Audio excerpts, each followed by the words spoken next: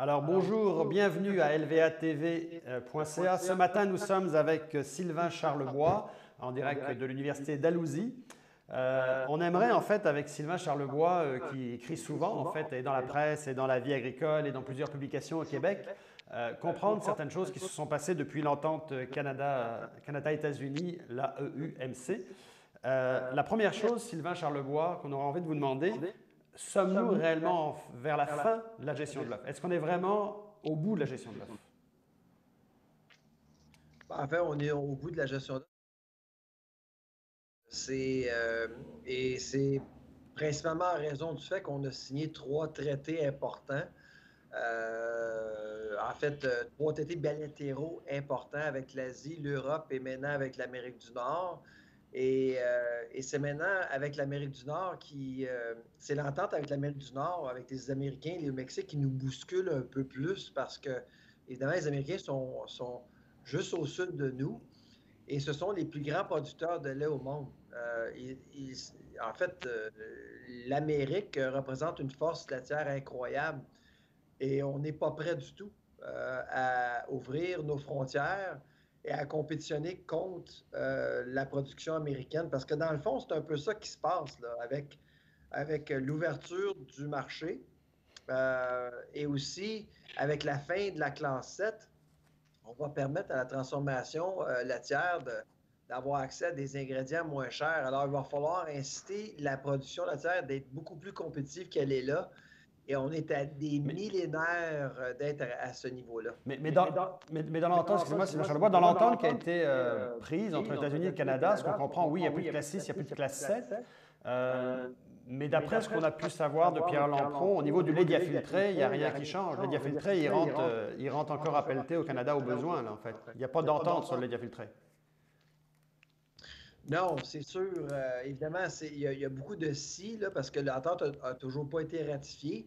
Mais vous savez, le ton est là. Le ton qui nous invite à une plus grande ouverture est là. Et encore une fois, je pense pas qu'on fait. Je vois pas l'effort d'aller plus loin, au-delà du status quo. Et on est rendu vraiment dans une zone extrêmement dangereuse pour la filière laitière, pour l'ensemble de la filière, pas juste au niveau de la production, mais pour l'ensemble de la filière. Et à mon avis, le temps est opportun pour nous de visiter différents modèles et de savoir comment on pourrait s'adapter pour l'avenir. Parce que j'ai l'impression qu'on ne réalise pas à quel point l'influence de la gestion de l'offre est effritée avec ces Mais, ententes-là et on ne se prépare toujours pas. Mais si l'influence est tellement effritée, comme vous le dites, est-ce que finalement les politiciens nous ont parlé franchement? Parce qu'on a vu une campagne provinciale où tout parti confondu, tout le monde est venu défendre la gestion de l'œuf. Justin Trudeau, jusqu'à la dernière minute, l'a défendu.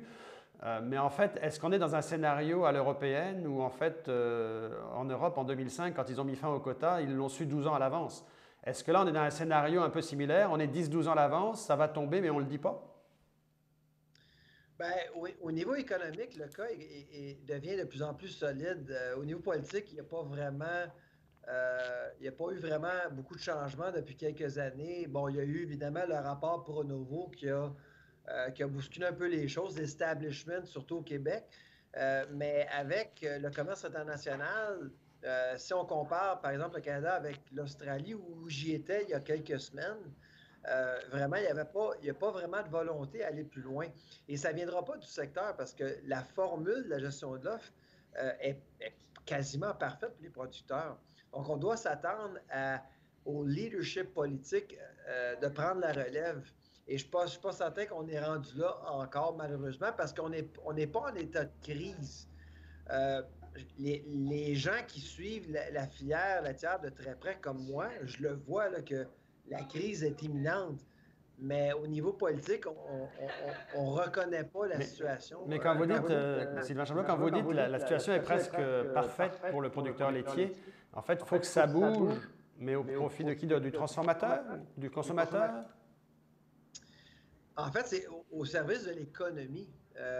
Et la première chose qu'on va devoir faire, c'est d'inciter les producteurs à être beaucoup plus compétitifs au lieu de dévier vers la moyenne. La deuxième chose, c'est de voir comment on pourrait monter un système qui est beaucoup plus ouvert à l'exportation. L'entente nous met un frein, malheureusement, mais encore, l'entente n'est pas ratifiée, là. Donc, on pourrait justement favoriser l'exportation et sensibiliser nos partenaires, les États-Unis et le Mexique, que nous, on veut devenir une économie beaucoup plus ouverte qu'auparavant. Chose que, et c'était pas le cas par le passé. Alors, il y a deux choses aussi qu'on voudrait aborder avec vous.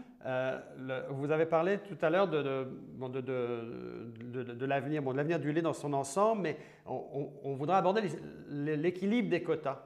Je ne sais pas si vous avez vu récemment un éditorial de Will Verboven de Calgary Herald qu'on a traduit dans La Vie agricole, où il laisse entendre qu'il y a trop de lait qui se fait en fait au Québec, en Ontario, que l'avenir est aux grosses fermes et que ça devrait se passer en Alberta. Est-ce qu'on s'en va vers un rééquilibrage où le Canada va vouloir que le lait se fasse ailleurs qu'à l'Est? Bien, c'est une bonne analyse, à mon avis, parce qu'il faut se poser la question pourquoi il y a une plus grande concentration de production de lait, de transformation de lait au Québec et en Ontario. Et historiquement, en fait, c'est l'héritage de la gestion de l'offre. On ne démocratise pas la filière si on s'en tient au status quo, malheureusement. Alors, on va devoir penser à ça. Il faut penser aux régions, il faut penser à l'Ontario et le Québec, mais il faut penser aussi à la croissance économique. Et il n'y a pas vraiment beaucoup de réflexion par rapport à comment faire pour permettre le Canada de devenir vraiment un chef de file mondial dans le domaine laitier, parce qu'actuellement, on ne l'est pas carrément, là. Mais en disant ça, on déshabille un peu le Québec, l'Ontario au profit de l'Ouest, en fait. Ben, c'est parce qu'on rétablit un équilibre, parce qu'actuellement, il y a un déséquilibre qui favorise le Québec et l'Ontario, et c'est pour ça qu'on fait face à un embryo politique aussi lourd qui nous empêche d'aller vers l'avant, parce qu'on sait très bien que l'Ontario et le Québec, ces deux provinces-là ne sont pas du tout intéressées à considérer quoi que ce soit, parce que leur poids économique et politique est tel qu'on empêche le fédéral et les deux provinces d'aller de l'avant. Le dernier point qu'on voudrait aborder avec vous, vous avez peut-être vu les réactions à certains de vos textes ces derniers jours sur Facebook. Je vous avais écrit le cul-de-sac laitier, puis ensuite un autre texte qu'on a également publié qui s'appelle Pas de scène, nada, en fait. Donc, en fait, vous orientez en fait la solution en disant, bon, il faut quasiment sortir de la gestion de l'offre, mais finalement, c'est peut-être pas une bonne chose de donner de l'argent aux producteurs laitiers pour en sortir. Là, il y a beaucoup de gens qui ont vu ça très défavorablement. Est-ce qu'on peut expliquer cette situation-là? Bien, de compenser l'industrie, c'est ce que j'appelle l'approche Giachilon. C'est de régler un problème qui n'existe pas vraiment. Le véritable problème, c'est la structure même et la philosophie qui supporte l'industrie comme telle qui doit changer. Et à mon avis, on doit passer par... euh, il faut réévaluer tout finalement. Si on ne fait que de compenser les producteurs pour des pertes qui sont, disons, artificielles, parce qu'il faut quand même se rappeler que ce sont des pertes artificielles parce que la richesse a été créée de façon artificielle de par les quotas, par le système de quotas. On ne règle rien, pas du tout, pour l'avenir. Parce qu'il faut penser à la prochaine entente. Il faut penser à d'autres économies. On peut penser à l'Inde, on peut penser à la Chine. Il y a du potentiel dans ces régions-là. Il faut penser au lendemain des ententes qu'on vient de signer et pour aider les producteurs, vraiment aider les producteurs, parce qu'actuellement, que de compenser des producteurs, ça serait de retarder le problème ou de repousser le problème à plus tard. Mais vous restez quand même ouvert dans votre analyse au fait que des producteurs qui vont vouloir développer au Québec, en Ontario, si le chemin est vers les grandes fermes laitières, est-ce que ça reste encore une possibilité pour le Québec et l'Ontario d'embarquer dans le train et de participer à ça?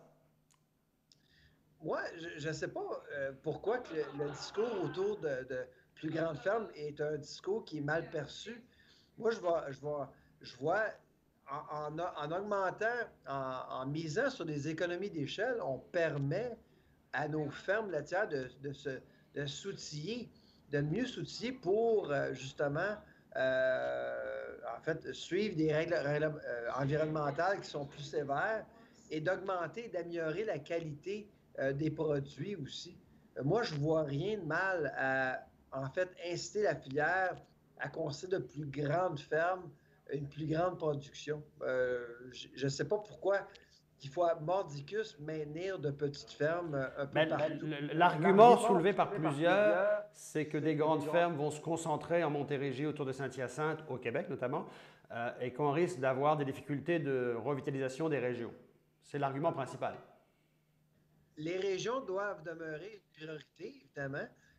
Moi, je suis en Atlantique. Évidemment, les gens ici sont extrêmement préoccupés par ce qui se passe. La production à plus grande échelle doit être favorisée en autant que les régions sont bien servies. Et il y a un équilibre qui peut se faire si, justement, on garde ça comme priorité. Monsieur Charlebois, merci beaucoup. Au revoir.